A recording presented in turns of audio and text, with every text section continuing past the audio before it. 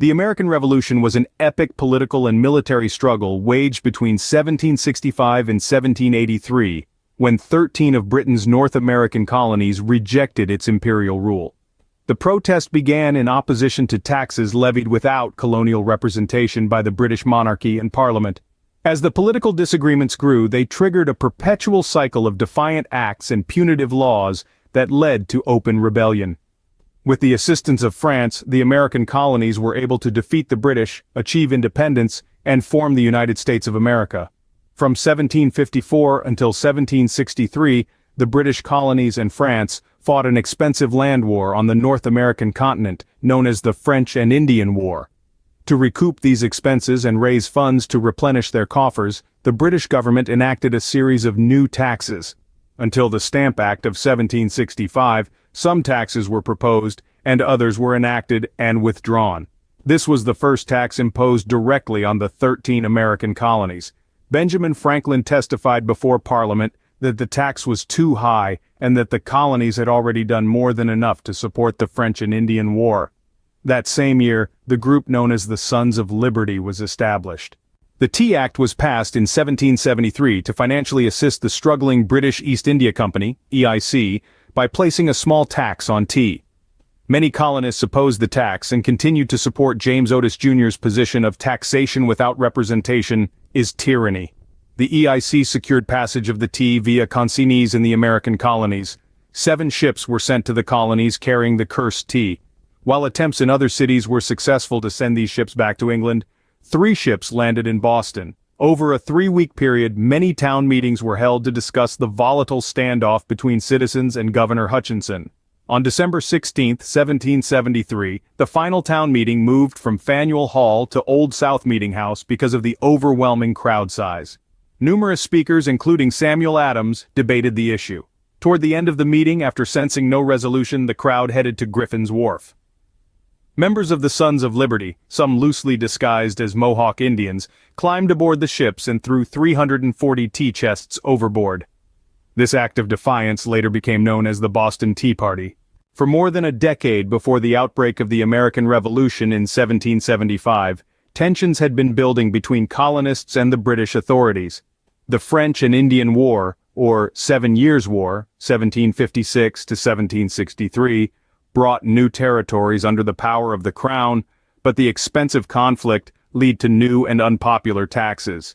Attempts by the British government to raise revenue by taxing the colonies, notably the Stamp Act of 1765, the Townshend Acts of 1767 and the Tea Act of 1773, met with heated protest.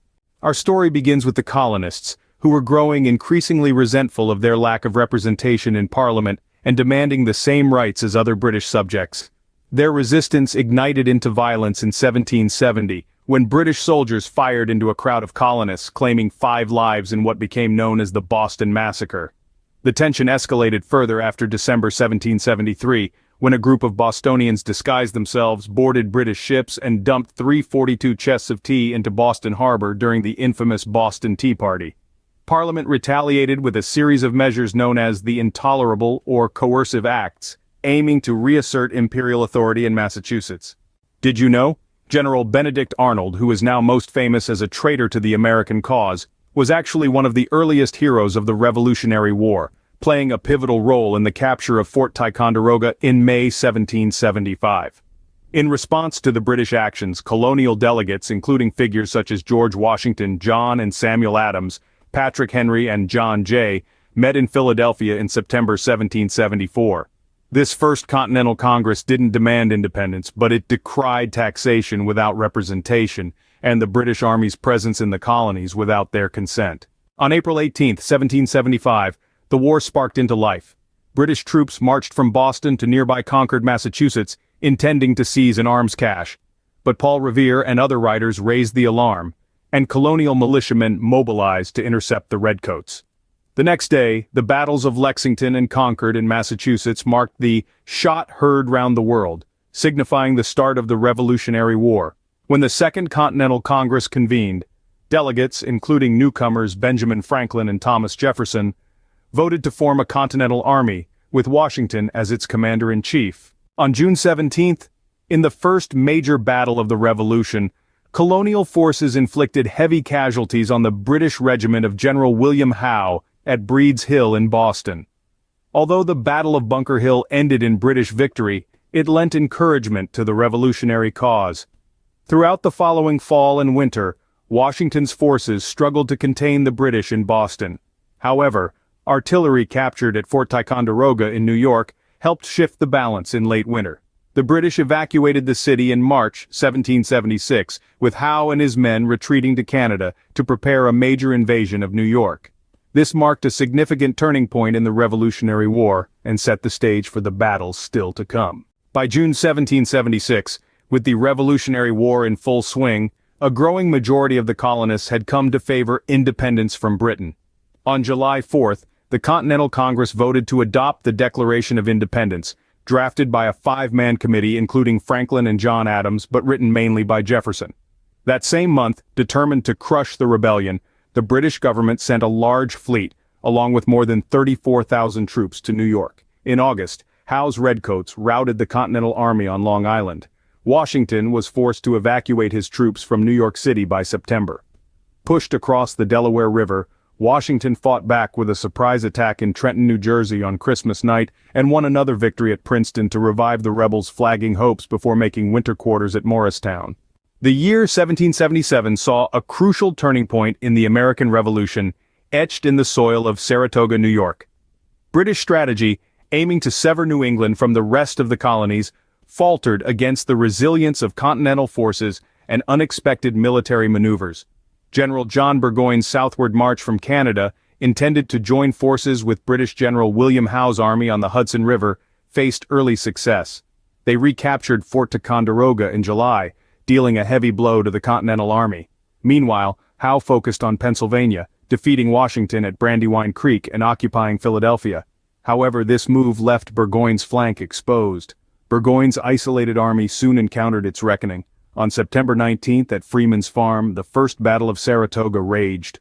American soldiers, commanded by General Horatio Gates, dealt a decisive blow to the British, shattering their confidence.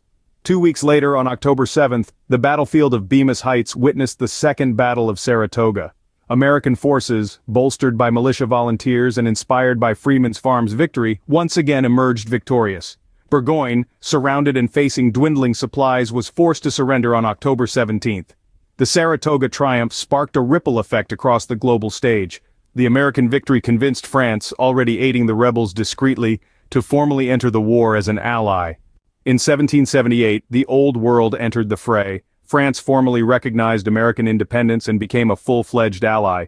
Their navy choked British supply lines, their troops bolstered Continental ranks, and their financial support kept the revolution afloat.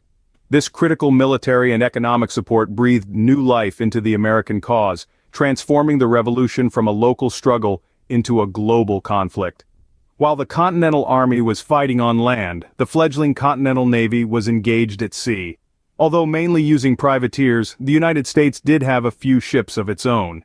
It was during a sea battle between his ship, the Bonhomme Richard, and the British warship Serapis that Captain John Paul Jones uttered his famous quote, "I have not yet begun to fight," when asked if he intended to surrender his floundering vessel.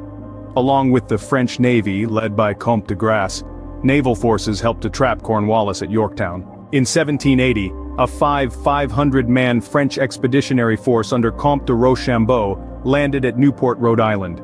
Washington devised a plan to feign an attack on New York, which would enable Rochambeau to join forces with the Continental Army. The combined force would join with troops commanded by the Marquis de Lafayette and attack Cornwallis at Yorktown, Virginia. Cornwallis had maneuvered his forces into the Tidewater region, expecting to be evacuated by the British Navy. The evacuation did not happen because Comte de Grasse's naval forces defeated the British fleet sent for relief during the Battle of the Chesapeake. Washington then led his combined force in laying siege to Yorktown in late September 1781. The surrender of Cornwallis and his army in October of that year convinced the British government to negotiate an end to the war and recognize America's independence.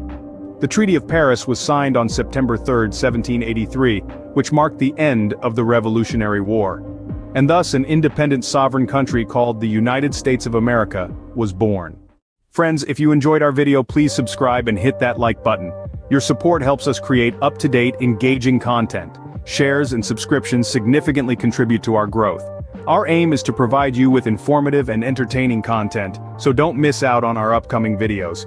Your involvement keeps this community thriving. So let's keep this community thriving and continue to grow together.